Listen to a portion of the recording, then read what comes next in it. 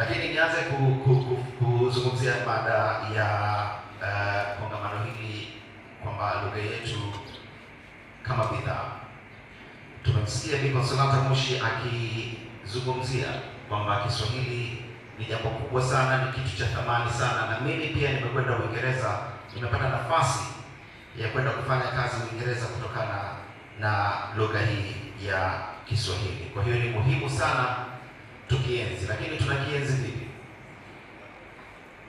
Tunapokizungumza Kiswahili ni vema sana tukakizungumza kwa ufasaha wake. Moja ya mambo ambayo yanaturudisha sana nyuma ni kwa sababu tunapozaliwa tunakizungumza hiki Kiswahili na tunakwenda shule tunazungumza hiki Kiswahili, lakini tunakizungumza, tunajifunza kwa ufasaha wake. Hilo ni jambo la msingi sana la kulizingatia. Tunapoingia katika soko la kimataifa, tumesikia hapa fursa ambazo zipo kimataifa. Hizi fursa hazipo zimekaa peke yake. Kuna mataifa mengine ambayo yanajifunza Kiswahili, yana wataalamu pia wa Kiswahili. Sisi tunajinadi kama Kiswahili ni cha kwetu, lakini kuna mataifa yameingia kujifunza Kiswahili ili yakizungumze Kiswahili, yakifahamu Kiswahili na kuingia katika soko hilo hilo moja ambalo limekuwa soko la ushindani. Kwa hiyo ni muhimu sana kuhakikisha kwamba lugha ambayo tunaizungumza, lugha yetu ya Kiswahili, tunaizungumza kwa ufasaha. Mimi na wewe tunafahamu hii leo pia ukifungua redio na ukasikiliza baadhi ya watangazaji wetu wanapozungumza Kiswahili, kusema kweli inasikitisha sana. Na kama kituo cha habari na kuna mtangazaji au mwandishi anazungumza kwa Kiswahili ambacho hakina ufasaha, maana yake tunarithisha vizazi vijavyo lugha ambayo sio sahihi, na itafika siku moja sisi ambao lugha hii tutapata watu watakaokuja kutoka nje na kuanza kutufundisha sisi lugha yetu wenyewe. Tujitahidi sana kuepuka hilo. Katika swala la fursa, tumeona fursa nyingi ambazo zimetajwa, lakini tumeona Dr. Samia Suluhu Hassan, rais wetu wa Tanzania, akitengeneza filamu ya Royal Tour.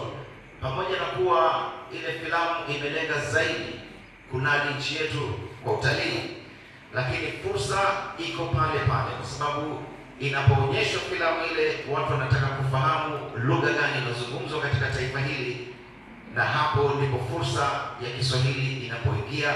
Kwa hiyo ni muhimu sana tuwe tumejitayarisha, tuwe tayari fursa itakapojitokeza unaichangamkia na kuichukua. Nitatoa mfano. Wakati nimeingia kwenye utangazaji, lengo langu kubwa kabisa nilikuwa ni kwenda kufanya kazi katika mashirika ya kimataifa, lakini nilikuwa najiandaa vipi?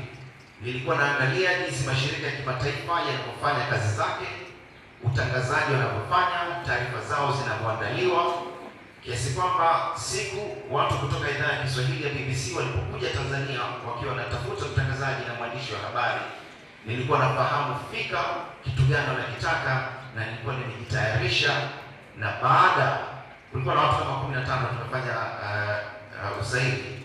Mimi niliingia kama mtu wa kwanza, na yule mtangazaji yule msaili akanitizama na kusema, sijasikiliza hao wengine huko, lakini nadhani wewe ndio tunakutaka.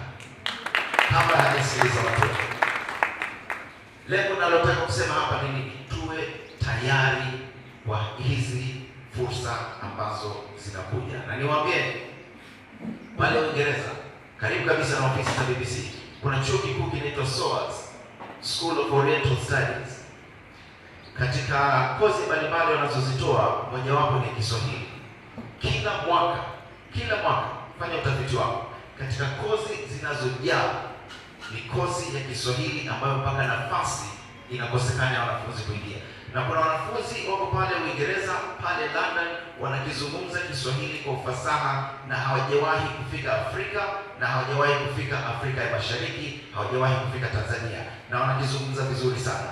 Ukisikia kitu kama hicho, ukiona kitu kama hicho, mataifa mbalimbali yanapojitahidi kujitayarisha na lugha hii, naomba sana tuwe makini kuhakikisha kwamba tunakuwa tayari na tunakilinda Kiswahili kwa nguvu zetu zote.